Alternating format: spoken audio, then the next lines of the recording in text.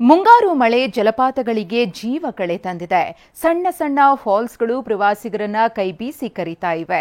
ಇನ್ನು ಮಳೆಯಿಂದಾಗಿ ಜಲಾಶಯಗಳ ಒಡಲು ಕೂಡ ಭರ್ತಿಯಾಗ್ತಿದೆ.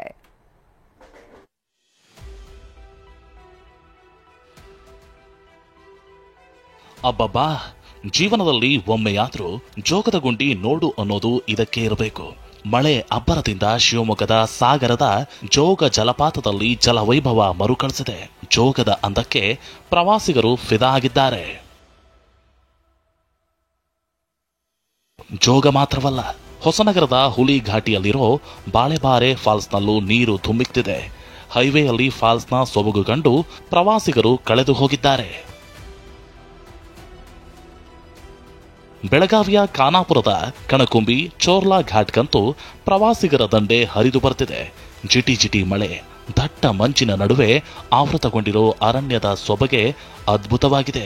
ಪಶ್ಚಿಮ ಘಟ್ಟ ಭಾಗದಲ್ಲಿ ಧಾರಾಕಾರವಾಗಿ ಮಳೆ ಆಗ್ತಾ ಇದ್ರೆ ಅದರ ಜೊತೆಗೆ ಈ ಒಂದು ಪಶ್ಚಿಮ ಘಟ್ಟ ಅರಣ್ಯ ಪ್ರದೇಶದಲ್ಲಿ ಈಗ ಮಂಜು ಕೂಡ ಬೀಳ್ತಾ ಇರುವಂತದ್ದು. ಇದು ಪ್ರವಾಸಿಗರನ್ನ ಏನು ಕೈಬೀಸಿ ಕರೀತಾ ಇರುವಂತದ್ದು. ನಾನೀಗ ಕರ್ನಾಟಕ ಮತ್ತು ಗೋವಾ ಗಡಿಯಲ್ಲಿರುವಂತಹ ಚೋರ್ಲಾ ಘಾಟ್ನಲ್ಲಿದ್ದೇನೆ. ಇಲ್ಲಿ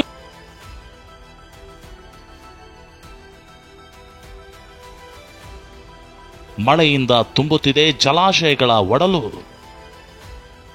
ಕದ್ರಾ ಡ್ಯಾಂನಿಂದ ಧುಮ್ಮಿಕ್ಕುತ್ತಿದ್ದಾಳೆ ಕಾಳಿ.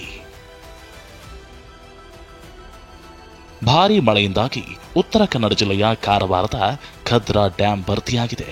4 ಗೇಟ್ನಿಂದ 10,600 ಕ್ಯೂಸೆಕ್ಸ್ ನೀರನ್ನ ಹರಿಬಿಡಲಾಗಿದ್ದು, ಕಾಳಿ ನದಿ ಕಾಳಿ ಅವತಾರ ತಾಳಿ ನುಗ್ತಿದೆ.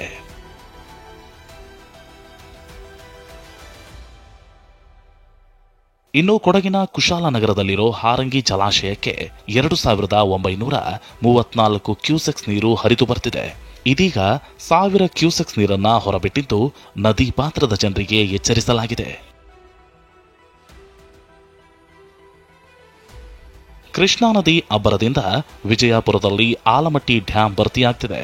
123 ಟಿಎಂಸಿ ಸಂಗ್ರಹದ ಡ್ಯಾಂನಲ್ಲಿ 64 ಟಿಎಂಸಿ ನೀರು ಸಂಗ್ರಹವಾಗಿದ್ದು, ಡ್ಯಾಂ ಭರ್ತಿಗೆ 4.54 ಮೀಟರ್ ಮಾತ್ರ ಬಾಕಿ ಇದೆ. ಕೃಷ್ಣಾ ನದಿಗೆ ನಿರ್ಮಾಣ ಮಾಡಿರ್ತಕ್ಕಂಥ ಲಾಲ್ ಬಹದ್ದೂರ್ ಶಾಸ್ತ್ರಿ ಸಾಗರಕ್ಕೆ ಒಳಹರಿವು ಉತ್ತಮವಾಗಿ ಬರ್ತಾ ಇದೆ ಅಂತಾನೆ ಹೇಳ್ಬೋದು. ಆ ನೀರು ಡ್ಯಾಮ್ಗೆ ಒಳಹರಿವನ್ನ ಉಂಟು ಮಾಡ್ತಾ ಇದೆ. ಇವತ್ತು ಡ್ಯಾಮ್ಗೆ 60,703 ಕ್ಯೂಸೆಕ್ ನೀರು ಹರಿದು ಬರ್ತಾ ಇದೆ.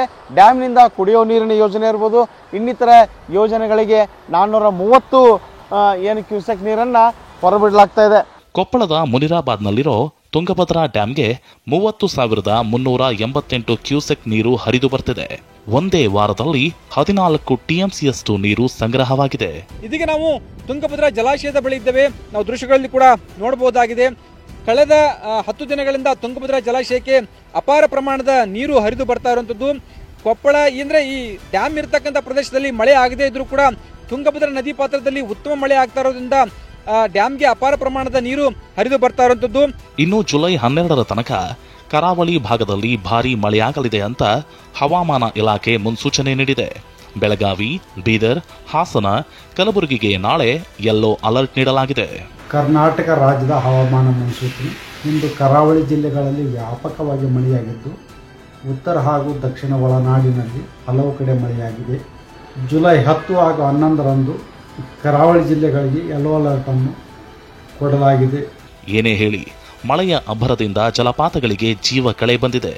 ಜಲಾಶಯಗಳ ಒಡಲು ಕೂಡ ಭರ್ತಿಯಾಗ್ತಿದೆ. Bureau report, TV9.